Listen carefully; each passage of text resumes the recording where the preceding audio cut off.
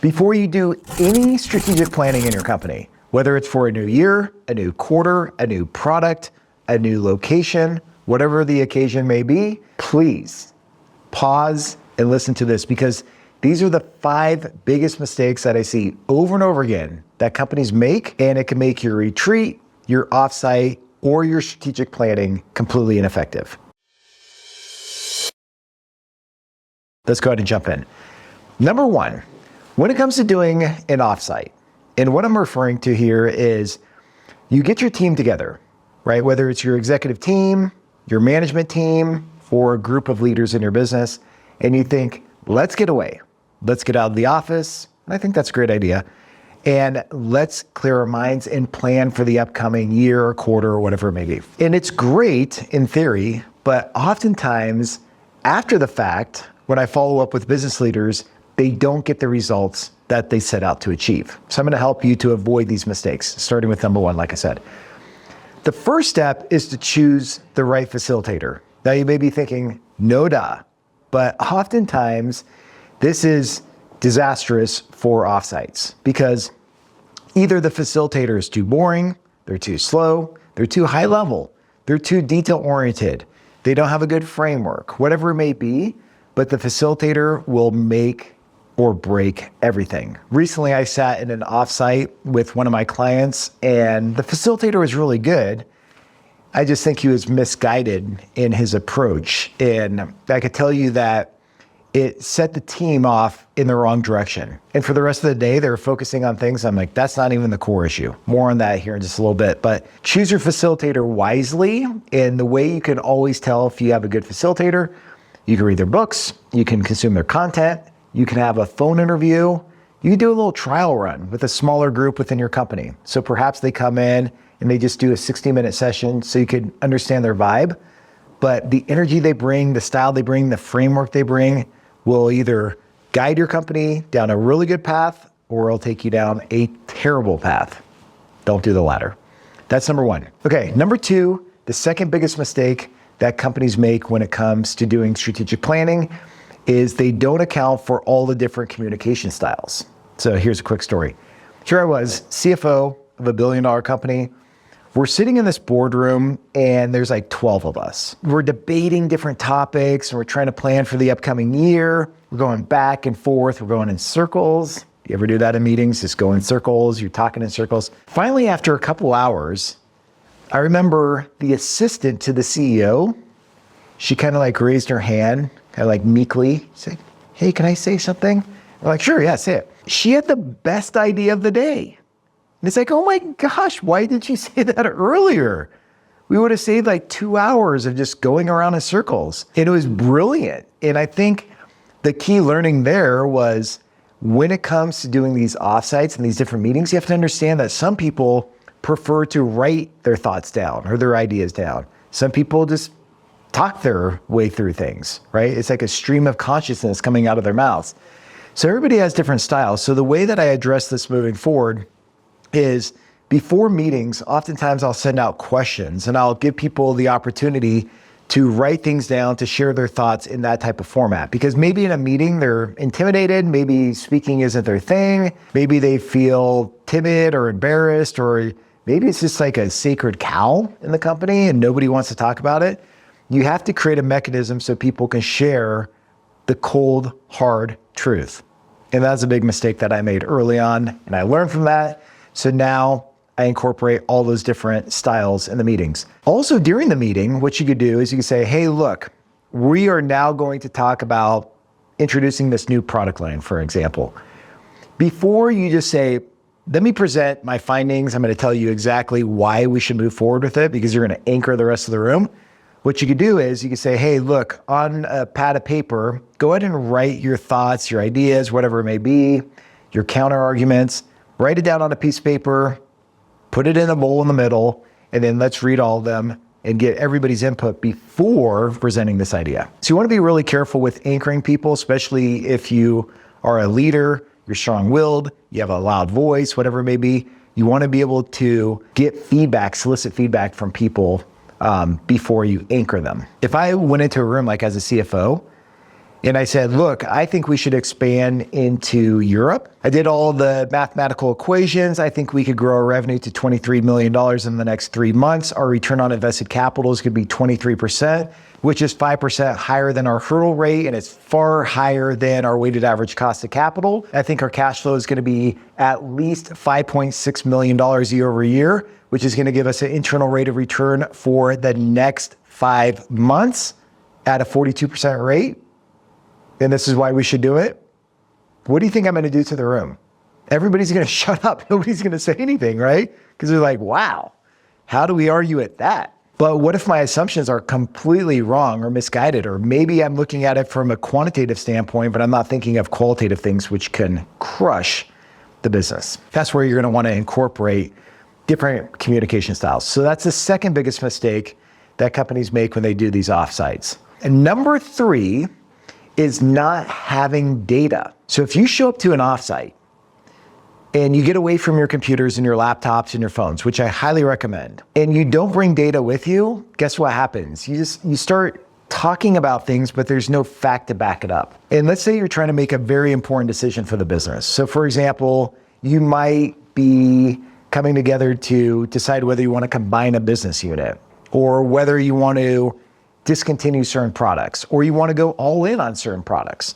If you don't have the data behind it, for example, like the unit economics, the number of transactions, the average value per transaction, the cash flow, the gross margin, etc., then you're just making guesses. So whenever I go to an offsite, I like to have a printed packet, right? So I have a packet like this with multiple pages.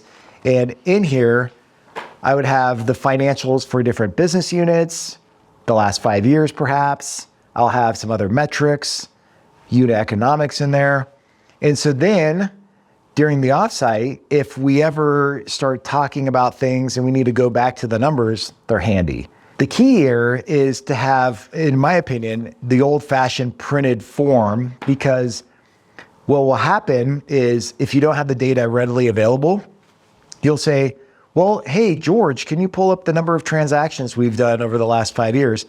George opens his computer, he starts logging into the ERP, gets distracted because he sees an email, blah, blah, blah, and you go down a really dangerous path, a rabbit hole, and nothing gets done. So that's where you should have it in paper, in a format that's digestible. Try to anticipate the different data points that you're going to need. And look, unless you're a giant nerd and you want to carry a massive binder with you, you may not have every single piece of information available at your fingertips, but at least you'll have enough to support the context and the arguments you're trying to make.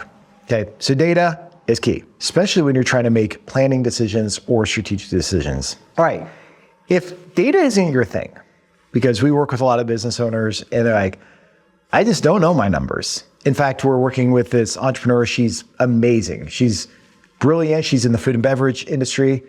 And one of her big goals is to increase her financial literacy. And I love that. I love that because number one, she wants to grow as a human being. She wants to know the numbers so she can run a better business. And she does all this because she wants to make her product the best as possible. And she wants to bless the lives of her employees. I mean, what greater motivations than that? But maybe it's not your thing. Maybe numbers isn't your thing. Maybe you have an accountant, you have a CPA, maybe you have a CFO, but you would benefit from a second set of eyes on your numbers. If this is you, every single month we open up a few spots to do a free financial review. What's in it for us? Our goal is to help you to unlock at least $100,000 in profit and cash flow. And typically we find this in businesses. And if we do this, we know you're going to be more profitable and you're going to have more resources, and hopefully you'll want to come back and work with us. So that's our motivation behind it. But the first step is just to provide this for free because so many businesses don't know the mistakes they're making in their companies that are so easy to fix oftentimes. And so we offer this free review. When business is good, life is good. That's our whole purpose of being in business. If this sounds like you, if you're interested, like I said, there's only a few spots. Check the link down below. Click on that and see if you qualify, or you could always DM me on LinkedIn, or you can always go to our website at coltivar.com. Okay, back to it. Number 4, the fourth biggest mistake that I see companies make when it comes to strategic planning and doing these offsites is they jump into the tactics too soon. I had the front row seat in one of these sessions recently. And this client, they're planning for the upcoming year. And the facilitator, like I said, he was trying to be helpful. He's definitely misguided though. And he's like, let's list out all the things we want to do in the upcoming quarter. And there are representatives from all the different functions in the business, pretty big organization. And they're listing out things that they want to have done. Now think about it. As human beings, aren't we kind of selfish? And don't we have this bias towards like what benefits us and our departments? We have these self-interests, right? I think that's just human nature. So of course, if you work in the HR department, your things are going to be related to people. Not a bad thing. If you work in the IT department, you probably have some things that can be fixed with security and firewalls, etc. And if I'm in sales and marketing, I'm going to have different things of my own. So that's what happened. And it just became this giant listicle up on the board. It's like 30 things the company is trying to do. Now, thankfully, the facilitator's like, look, you can't do all these things. We need to narrow it down to 15. 15 priorities. The word priority, it actually means the one thing. I think as humans, we're like, we can't handle just one thing, so we say priorities. But if you look at the root word of priority, it means one thing. So there's no such thing as like a plural priorities, but we all say it, even I do. But nonetheless, they narrowed the list down. They came up with 15 things. He starts assigning these different items to different employees. And then he does like the public shaming to them, the accountability public shame, which is like, hey, George, you said you're going to commit to implementing the CRM.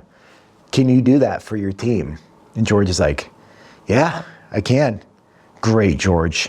Thanks a lot. Okay, let's go through the next one. And the company ended up assigning these 15 things to the different employees. Some employees had like 5 things on their plate. I'm like, there's no way they're going to be able to do that. But nonetheless, they're assigning all these tactics. They're going to do all these tactics over the next 90 days. And I asked the question, I said, doesn't it make sense to take a step back and determine what is the problem we're trying to solve? And that's a big part of our strategic framework is you have to identify your strategic problem, the one constraint in your business, the one thing that's holding you back from achieving success. And it's like, yeah, that's a good idea, but we'll do that later. Anyways, keep going. And I was like, what? I just got brushed aside. And it's fine, right? You don't have to accept all my ideas. It's not like all my ideas are great, but I do believe there's a framework and it begins with strategy. So that's my big thing with strategic planning. Oftentimes companies, they get away and they want to list out the things to do because we're human beings. How great is that? It's like, make a list, things to do, assign accountability, put a deadline on it, go execute, you check it off your list, you're like, yay, I feel so good because I'm doing all these things. I'm wonderful. I'm such a great employee. I'm so valuable. But if you don't have a strategy, how do you know you're doing the right things? Think about it in terms of your living conditions. You may be walking around your house making a list of all the things to do. Paint the fence, replace the roof, change the furnace filter, plant some flowers, etc. Making a list of all the things to do with your house. How do you even know you're living in the right house? What if you're in the wrong neighborhood? What if you're in a neighborhood that forces your kids to go to a terrible school? What if you're not even close to your work and you spend 45 minutes a day commuting each way? It's like you need to move. So you're so focused on your house and doing all these tactics where the bigger discussion should be on, are we even in the right house, in the right neighborhood, with the right floor plan, in the right structure to do what we need to do as a family? And that's strategy. Strategic planning is making a list of honeydews, to-dos, right? All right, so that's number 4. Don't get into the tactics unless you know the strategy. There's a difference between strategy and strategic planning. Strategy is deciding where are we going to compete? How are we going to compete? How are we going to win? How do these choices interconnect?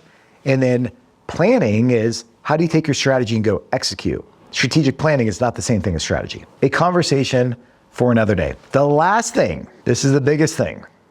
So please listen to this. Most companies do these offsites and they're fun because you get together, you do these team building activities, maybe use some good food, maybe the snacks in the back of the room. Like if you ever do an offsite with me, bubble water. Yeah, bubble water is really good. I drink a lot of those.